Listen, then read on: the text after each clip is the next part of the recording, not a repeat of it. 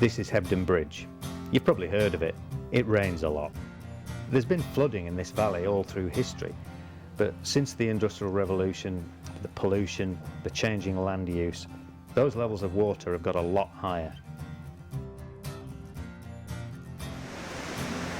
We've come down here to see Bede, one of HebTroCo's first customers and early supporters, who lives in this beautiful house on the site of a textile mill from the Industrial Revolution.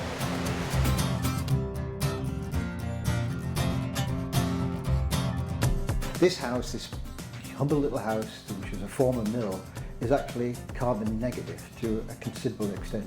For the energy we produce here, we're saving about 70 tonnes of CO2 per year, which would have been created using fossil fuels to generate the equivalent of the electricity we're making here.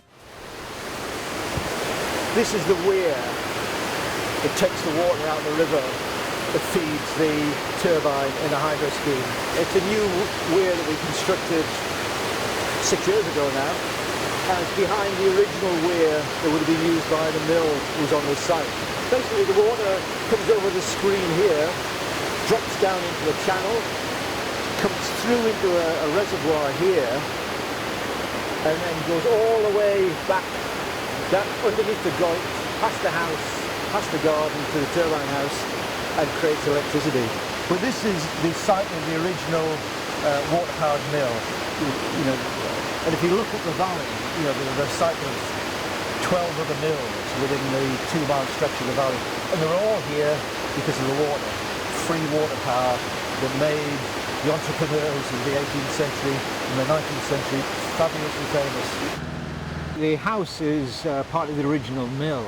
It would have been for key workers who need to be on site all the time, keeping the furnace and the boilers going, what have you. And it's been converted into a single dwelling now. The interesting thing is that what we've done here is we put the photovoltaic panels on the roof.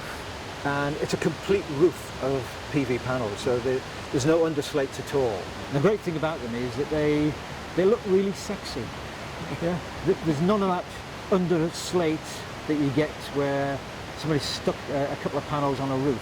This is a complete roof of PV panels, and it looks bloody marvellous. And it produces about 10 kilowatts per hour in good sunlight, yeah, which we don't have today.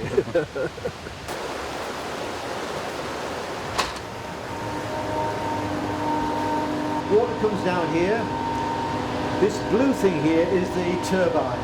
Not very big, but it produces 45 kilowatts per hour, which is about enough to supply 50 houses. I know you're going to ask, Ed, where does the water go to after this? Well, Ed, it goes straight down below us here. And below us is a separate reservoir that captures the water and then gently returns it into the river. Well, Ed, this is the plant room. There are no plants in it. No plants, it's full of equipment. Water comes up from underneath the turbine house all the way around here. There's big pipes right at the back of here that take a circulating fluid called glycol. It just goes round and round and round. It takes the heat out of the river, comes up here to this compressor. The compressor squeezes the heat out of it into this, using this heat pump, which then transfers its heat into water, and we store it here in a buffer tank and another buffer tank here. It's totally off-grid. We have our own water supply, we have our own septic tank, we generate our own electricity, and we take out our own rubbish.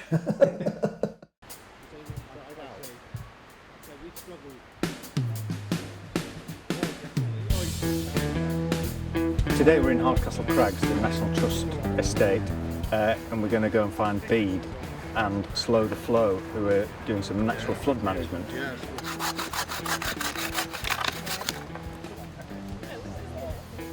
Slow the Flow is a voluntary community group based in Hebden Bridge, West Yorkshire, upper Calder Valley. We came together in 2015 after the floods that devastated the valley, the Boxing Day floods.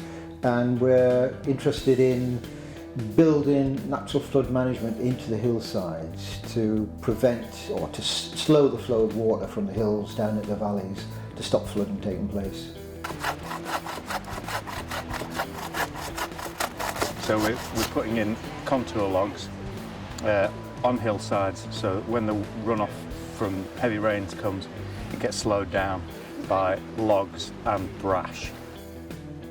It's a genuine community effort. As I say, we go out every other weekend building leaky dams in the environment. Mostly it's been on National Trust property at Hardcastle Crags, but we're expanding that now. We've probably had over 1,000 volunteers, Ed, come out and work with us.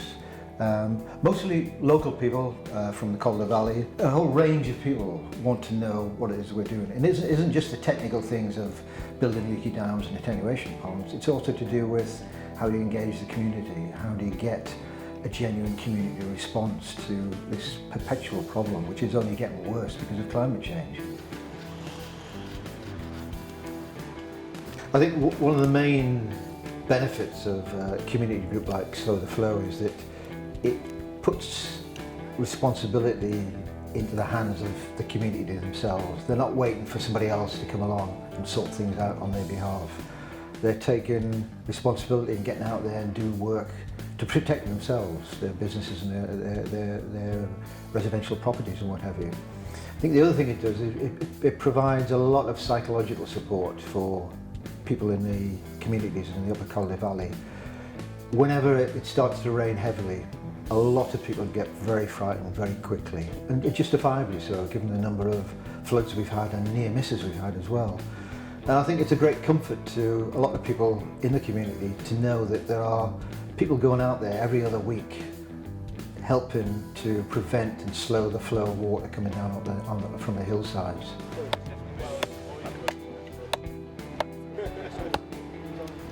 Great day. It was a really sociable day, nice with lots of people, lots of hands made light work of it, and it's nice to actually do something positive for flood management and do something useful in the community.